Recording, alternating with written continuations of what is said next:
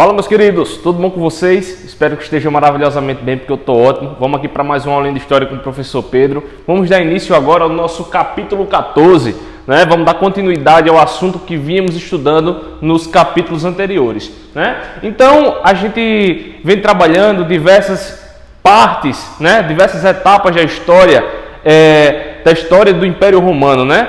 Não só do Império Romano, mas também de sua fase enquanto república, enquanto monarquia, depois república e depois império. Então, a gente viu um dos períodos mais longos da história política de Roma, que foi o quê? A história do Império Romano, né? A gente estudou sobre a religião, sobre o aspecto político, sobre o aspecto militar, tudo isso, até a parte em que o Império Romano ele acaba sendo fragmentado, sendo dividido, né? Vimos o quê? Que acontece uma certa divisão do Império Romano, em duas partes, né? Tanto a parte do Império Romano do Ocidente como a parte do Império Romano do Oriente. Percebemos o quê? Que a parte do Império Romano do Ocidente ela passa a ser o quê? Desagregada, né? Ela passa a se fragmentar e dando origem aos primeiros reinos medievais, assunto que estudamos no capítulo 13, tá? Só que agora a gente vai estudar o quê? O nosso capítulo 14, ele fala sobre o Império Bizantino, que é justamente a parte que vai se formar, a parte que vai se desenvolver, que é a parte do Império Romano do Oriente, tá? Então a gente percebe o quê? Essa desagregação, essa fragmentação do Império Romano do Ocidente e agora essa outra parte que vai se desenvolver agora enquanto Império Bizantino. E por que a gente entende como Império Bizantino? Justamente pelo fato de a capital do Império Romano do Oriente ser a capital de Constantinopla. Porque o quê? O imperador Constantino reconstruiu essa cidade colocando o nome de Constantinopla em sua homenagem. Mas a gente sabe o quê? Que antigamente essa cidade, né, de Constantinopla é a antiga cidade de Bizâncio, né? Hoje em dia, a cidade de Istambul, na Turquia, é onde é a atual Constantinopla, tá certo? Então a gente percebe que nessa região aqui, próxima à Macedônia, desenvolveu-se esse Império Bizantino, que é o que? O Império Romano do Oriente, mas que vai ter uma grande influência grega, tá certo? Tanto é que o grego vai ser o idioma oficial desse território, tá certo? Então, a gente já pega isso aí como antecedentes da formação do Império Bizantino, tá certo? E é justamente essa divisão do Império Romano, tá? A gente sabe que o imperador Teodósio vai ser ele que vai dividir em dois, né? Vai dividir a Roma nesses dois territórios. E claro, essa divisão ela acaba sendo permanente, porque depois da morte de Teodósio, nenhum outro imperador governou Roma unificada, né? No caso, a união dessas duas partes, tá certo? Então, bora lá. Quando a gente fala sobre o Império Bizantino, a gente vai compreender o quê? Que ele teve diversas fases, né? E algumas dessas fases é uma fase o quê? De expansão e outras fases de retração. O Império Bizantino ele vai passar o quê? Por momentos de esplendor, de várias conquistas territoriais, de avanços pelo mar Mediterrâneo, entre outros lugares. Tanto é o quê? Que o Império Bizantino vai alcançar proporções que vai dominar territórios, como por exemplo, da Península Ibérica, que era dominada antigamente pelos visigodos, vai dominar partes da Ásia, que era dominado pelos ostrogodos, né? Territórios que eram dominados pelos povos vândalos, que estão na região do atual continente africano, né? Então, o Império Bizantino ele vai se expandir, só que depois ele vai acabar tendo também uma certa retração territorial, que é o quê? A perca de territórios, tá? Então, bora lá. Quando a gente fala de aumento e perda de território, a gente vai entender o quê? Que no século VI, aproximadamente, o imperador Justiniano, né, um cara chamado Justiniano, que era imperador, ele vai reconstruir o Império Romano e vai conquistar vários desses territórios que eu havia falado, né? Só que quando é no século VII, um século depois, né, vai acontecer o quê? Uma certa perda de terras por parte do Império Romano, né? Outros povos vão dominar terras que antigamente eram de domínio romano. E no século VIII, né, depois de Cristo, é importante enfatizar isso, tá? Vai acontecer o quê? Uma maior perca de terras e o território romano vai se reduzir apenas à Ásia Menor e à Península Balcânica, né? A região dos Balcãs, tá certo? Então, Outra coisa que a gente não pode esquecer é do poder econômico que o Império Bizantino ele acaba desenvolvendo. E esse poder econômico deve a grandes fatores, fatores extremamente relevantes. E quais são esses fatores? Pode-se dizer que o mais importante deles é justamente a localização privilegiada do Império Bizantino. Lembrem sempre, pessoal, vou cobrar isso na prova de certeza, né, nas nossas atividades. Se liga, que a importância da localização geográfica do Império Bizantino, que é o quê? Na cidade, tem como base a cidade de Constantinopla. E é um lugar extremamente privilegiado. Por que é privilegiado? Porque é um lugar de passagem.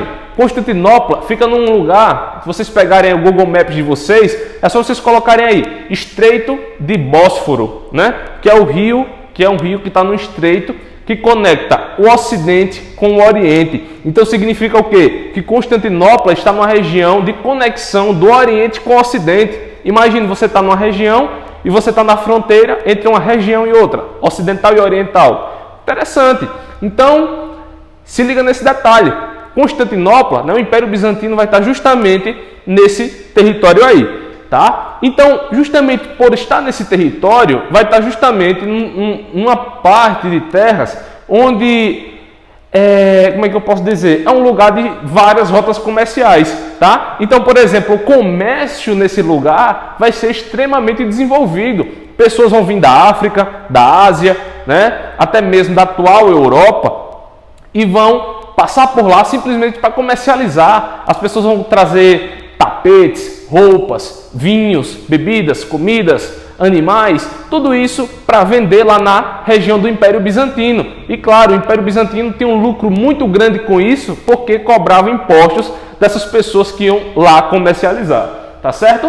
Então, se liga nesse detalhe aí, ó. Aqui a gente tem uma rápida imagem aqui, mais ou menos, do porto de Constantinopla. A gente viu que era um território bastante urbanizado, com vários portos. E esses portos eram o quê? Era a base para várias trocas comerciais, tá certo? Então, bora lá. Quando a gente fala da estrutura política e jurídica, né? Vamos lá. O aspecto político de Constantinopla, melhor, do Império Bizantino, né? Império Bizantino, né? A gente percebe o quê? Que existia um regime de autocracia absoluta. O rei lá no Império Bizantino era conhecido como Basileu, tá? Basileu é o mesmo que rei em grego. A gente já estudou sobre isso, não é verdade? Então os basileus, eles tinham um regime de autocracia absoluta. E o que é uma autocracia? Autocracia absoluta significa que todo o poder estava concentrado nas mãos do basileu ou rei, tá certo? Então, autocracia absoluta. E essa autocracia absoluta adivinha de um poder considerado divino, tá? Então, dizia-se que o rei ou basileu, ele tinha o poder absoluto por conta que era um direito consideravelmente divino, tá certo? Então, vamos lá. O rei, ele tinha um poder muito diversificado. Inicialmente, ele começa como direito político, mas esse direito vai se estender e o rei vai adquirir um poder tanto militar também como religioso, tá? Então o rei era um líder político, militar e religioso. Significa o quê? Que ele estava no topo, ele governava, mas ele também era a autoridade do mais alto escalão nos exércitos e ele também era considerado o que seria hoje o Papa da Igreja Católica. Esse poder estava nas mãos do rei, tá certo? Esse direito, essa forma de governar era conhecida como cesaropapismo, né? Porque o quê? Esse título de César era dado a quem? Aos imperadores, né? O imperador era o César, mas o líder da Igreja Católica era o quê? O Papa, né? Então ele era o quê? Governante e Papa ao mesmo tempo. Então, ó, cesaropapismo, tá certo?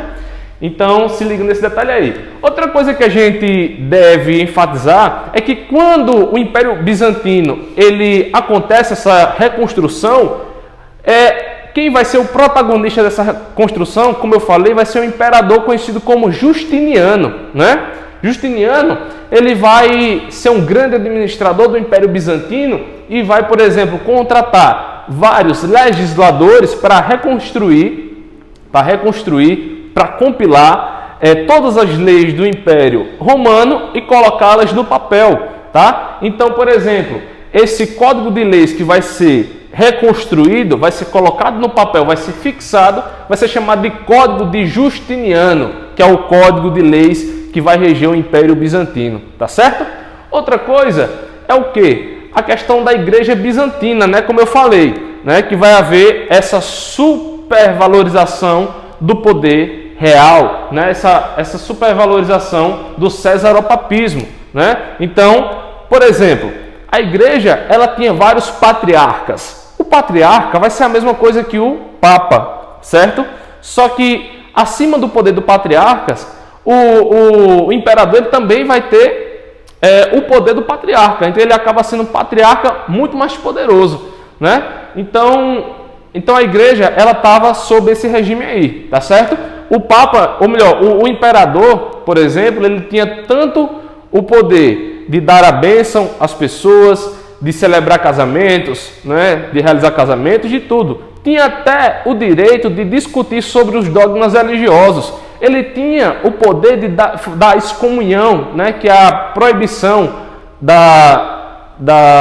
de proximidade com a religião, né? Ele poderia, por exemplo, dar excomunhão até ao patriarca, né? O que seria o papa, né? Ele tinha esse poder aí. Aconteceram casos, inclusive, de papas e imperadores, um dar excomunhão ao outro, né? Então, o que vai acontecer? Isso vai gerar um conflito tão grande dentro da própria Igreja Católica, dentro da própria Igreja Cristã, que vai haver uma separação, né? Por exemplo, os romanos, eles queriam o quê? Os romanos queriam que os poderes da igreja, né, a administração da igreja, estivesse restrita ao poder do papa ou patriarca, né? Só que os gregos, né, os bizantinos, aliás, eles vão querer o quê? Vão reconhecer a autoridade do papa, mas não vão reconhecer como uma autoridade religiosa maior que a do imperador. Então vai haver uma cisão, uma diferença, ou melhor, uma divergência, uma separação. A Igreja Católica Apostólica Romana vai ficar de um lado e de um outro lado a Igreja Ortodoxa Grega, tá certo? Então, vai haver uma cisão, uma separação dentro da própria Igreja Cristã, dando origem ao cristianismo, a Igreja Católica que temos hoje, né? A Igreja Católica Apostólica Romana e de outro lado a Igreja Ortodoxa Grega, né? De onde a gente vê uma forte predominância do judaísmo. Essa cisão, essa separação dentro da própria igreja vai ser conhecida como cisma do Oriente, tá? Esse cisma quer dizer separação, que vai acontecer lá no Oriente, tá? Então, é o fenômeno do cisma do Oriente. Anota esse detalhezinho aí que tem aí no teu livro também, tá certo? Então, se liga.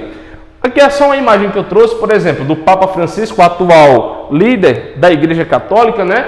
E ali a gente vê o quê? A maior autoridade, o patriarca da Igreja Ortodoxa Grega, né? Uma espécie de como é que eu posso dizer? De fraternidade, né? De diplomacia, de união e de não segregação, de não separação entre as duas religiões, né? Um símbolo de paz presente aqui nesta imagem, tá? Isso, é claro, é uma alternativa simbólica ao símbolo, ou melhor, ao cisma do Oriente, tá certo? Então, dentro do Império Bizantino, vai haver o quê? Uma hipervalorização da cultura grega. Até porque os bizantinos, eles vão ter uma forte influência da cultura grega. Tanto é que o grego é o quê? Como eu falei, o idioma oficial do Império Bizantino. Então, os imperadores vão fazer o quê? Vão fortalecer a preservação desses conhecimentos. E a gente sabe o quê? Vocês estudam em filosofia o pensamento de vários filósofos, né? E esses filósofos muitos deles surgiram bem antes da formação do Império Romano. Então a gente vai ver o quê? Uma preocupação muito forte na preservação do saber. E aí vão se organizar muitas bibliotecas, muitos palácios, muitas universidades. Aqui a gente vê, por exemplo, a Universidade de Constantinopla, tá certo? Que está lá na cidade de Istambul. Salvo engano, se chama Universidade de Istambul. É isso mesmo. Mas que é na região da atual Constantinopla, da antiga Constantinopla. Tá certo? Outros cursos vão ser introduzidos, como o curso de filosofia e o curso de direito, tá? Tanto é que para você ser uma autoridade nessa época, você precisava ter ciência dos conhecimentos jurídicos, tá certo? Então, pessoal, o nosso conteúdo ele finaliza por aqui, tá? E eu trouxe aqui uma questãozinha de fixação para a gente, só para a gente dar uma reforçada, tá certo? Então, bora lá. Apenas uma questão para a gente entender, para a gente revisar de forma resumida o conteúdo da aula de hoje, tá? Fala sobre o Império Bizantino, obviamente. Então, bora lá. O Império Bizantino, o Império Romano do Oriente, existiu durante a Idade Média, sendo-lhe cronologicamente coincidente, ou seja, Império Bizantino na Idade Média. Então, sobre esse tema, assinale a alternativa correta. Letra A. Seu período de maior esplendor e expansão ocorreu sob o governo de Justiniano, que mandou fazer a codificação das leis romanas. Será que é verdade? Letra B. Sua posição geográfica corresponde às terras da parte ocidental do Império Romano. Ocidental? De forma alguma. O Império Bizantino era o quê? O Império Romano do Oriente. Não é isso? A gente viu. Letra C. Apresentava excessiva descentralização política, o que enfraquecia os imperadores basileus. Errado. Por quê? Porque não era descentralizado, era extremamente centralizado, porque a gente viu que era um regime de autocracia absoluta. Letra D. Reprimiu violentamente as heresias dos cátaros, que ameaçavam a sua unidade religiosa. De forma alguma, né? Letra E. A força da cultura romana fez com que o latim fosse a língua do emprego geral. De forma alguma, porque a língua oficial do Império Romano era o quê? Do Império Bizantino era o grego, né? Portanto, alternativa correta, letra A, né? Então, galera, fiquem bem, até a próxima aula. Tchau, tchau.